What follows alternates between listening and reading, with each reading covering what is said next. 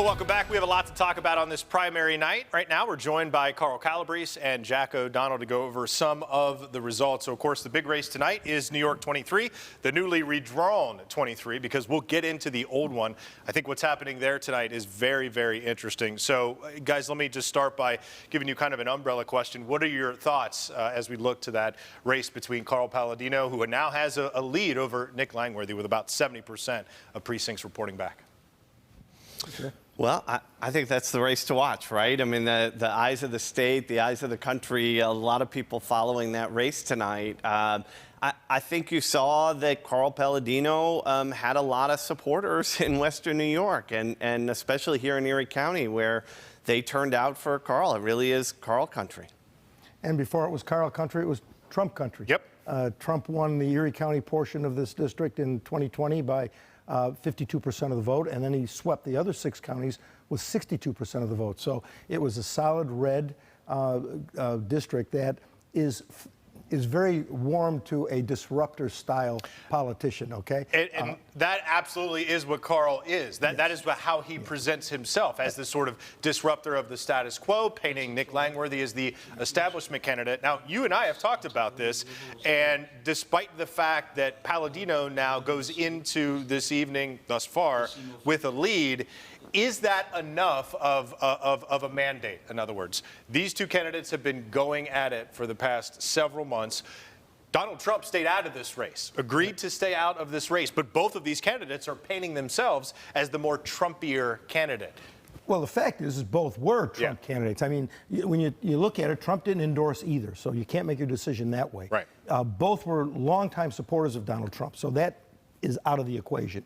They're almost identical on the major issues. So I thought it was going to come down to temperament. What do people want to send to Washington? Do they want a more traditional congressman like a Chris Jacobs, who's going to go to work and pass legislation and bring things back to the district that are valuable to the district?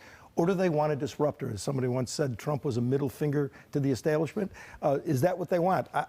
They're very comfortable with that. They were with Trump, and it's obvious they're comfortable with it going forward. The old 23, which was 11 counties, the old 23, Tom Reed's old district, the winner of this special election tonight for the old 23, the 11-county version of the 23, will go on and appear on the ballot in November. It looks right now with about 40% of precincts back. Now I'm seeing 50% of precincts reporting Della Pia, sizable lead over Sempolinski.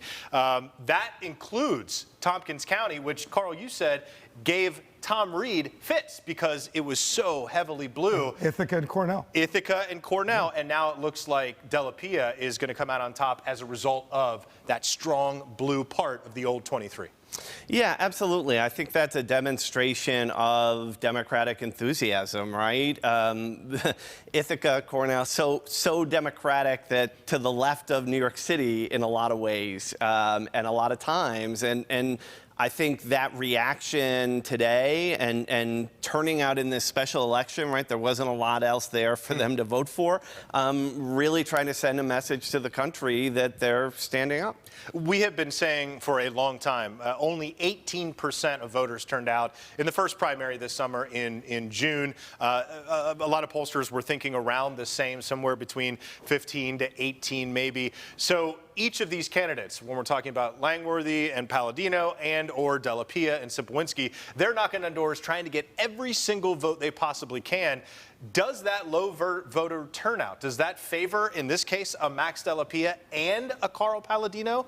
Which does it favor? Because we're only talking about maybe 15% of Republicans actually getting out there to cast their ballot. I'll tell you, I'm a little surprised because a lot of Republicans thought that Nick Langworthy would have the advantage in a low turnout race, having the support of all the county chairs and probably most of the town chairs. And it's that organization, that grassroots organization, that really usually makes a difference in a primary and getting out the vote. So his performance tonight is going to raise some questions about how effective is the Republican organization in those, especially in those 6 rural counties. Jack, what do you think it was? I mean, obviously this campaign was a fierce one. You have Nick Langworthy talking about all of Carl Palladino's picadillos, if you will, those racist emails, the Hitler reference, all of that was front and center. But clearly people, at least those who showed up to cast a ballot, that didn't matter to them.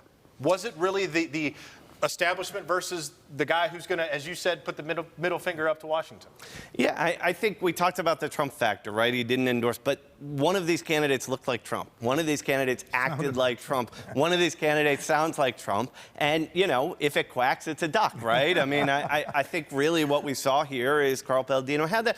I also think Carl Palladino came into this with 30 years as a public figure in Western New York, right? Even before he ran for office, you know, he's been involved in a lot of things, a lot of causes, back to the tolls, back to, you know, all kinds of different things. And I think that goodwill is something you can't buy in a short-term election or in a 30-second ad. Are you surprised, given the fact that Nick Langworthy did have the name recognition, being the state GOP chair? That apparently didn't make a difference here in Western New York. No. Real people don't know who the state Republican chair or who the Democratic chair is, right? Political junkies like Jack and I know.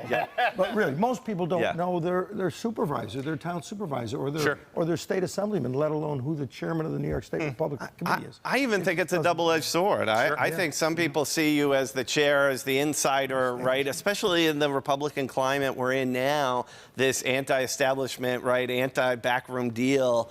I think it could hurt.